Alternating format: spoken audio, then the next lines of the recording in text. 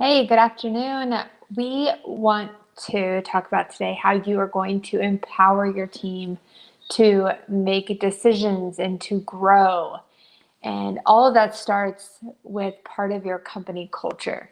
And so, do you have trust in your company culture?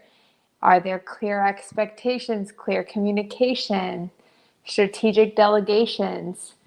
Um, it all starts around that company culture that you have and implementing some of these employee empowerment practices. So I'm going to give you some ways that you can do this and empower your employees to grow and make decisions on their own and not constantly depend on you as the leader. So number one is delegation. And when we think of delegating tasks as leaders, we think of getting all the things off of our plate that we don't want to do anymore. And if we can shift that mindset to delegate so we can grow our team, so we can give them more knowledge and help them develop into great leaders, it's really going to change the dynamic between us and our team and that process of delegation. When we are delegating tasks to our team, we want to make sure we are setting very clear expectations. So that doesn't mean that you are necessarily going step by step by step on how to do something, but you are setting the clear expectations of the boundaries of what can be done and what the final result should look like, what you are expecting for them to complete, because they need to have some freedom in there to complete the task how they would do it. And you need to let go of some of the control, knowing that everyone isn't going to do things the way you are doing them, and that your way might not always be the best way or the only way to do something. When you do this and you allow your team to act freely, you may find that they actually do it in a better way than you can. They might do it more efficiently. They might do it quicker than you. They might come up with better solutions. So give them the freedom to do so.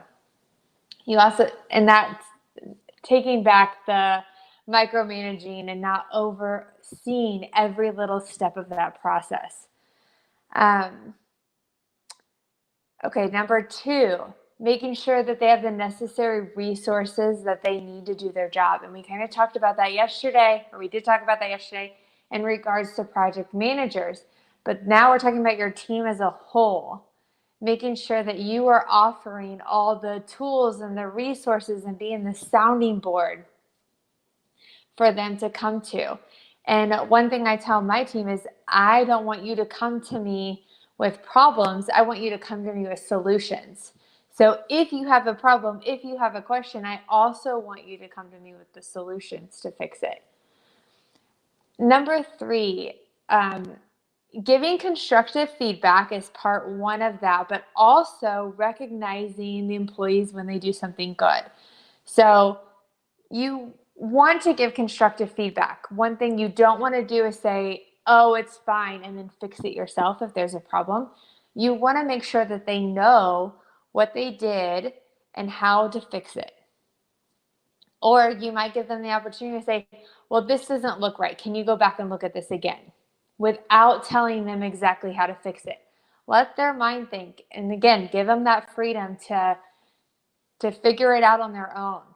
And then recognize them for hard work when they are doing something good, encouraging them to continue to be innovative and take action and solve problems and figure things out on their own, be resourceful.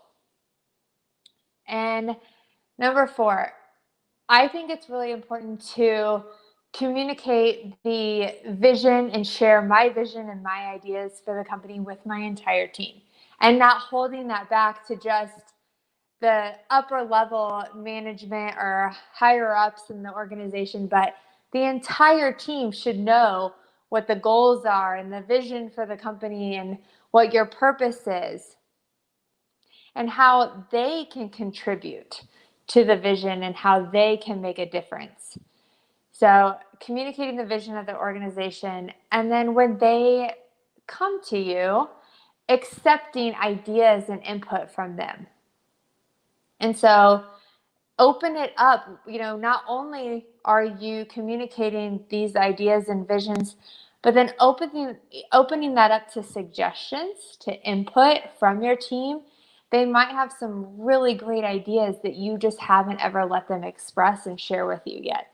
So you can run your company two different ways. You can expect everyone to always rely on you, micromanaging the heck out of everything, or you can step back and really have a team that's capable of doing great things. And that's where true sustainable growth is going to come from.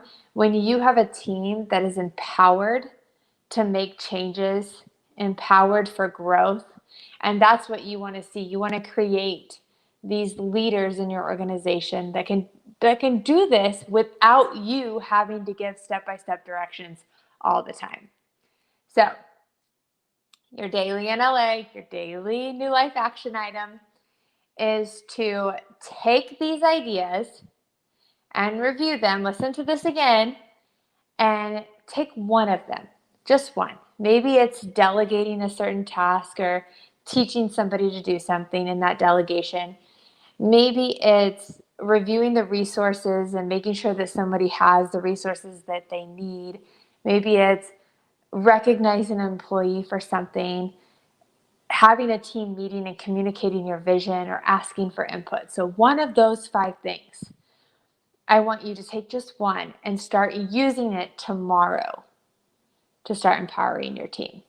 So if you are a brave soul, and after you take this one idea, let me know which idea you took and how you are going to take it back to your team and empower your team. So if you liked this video, if you found this helpful, please like, share, or comment below. Also, don't forget that tomorrow we will be answering some Q&As. So if you have any questions for us, please leave those in the comments below or shoot us over an email at info@newlifekc.com, and we will see you back tomorrow. Thanks.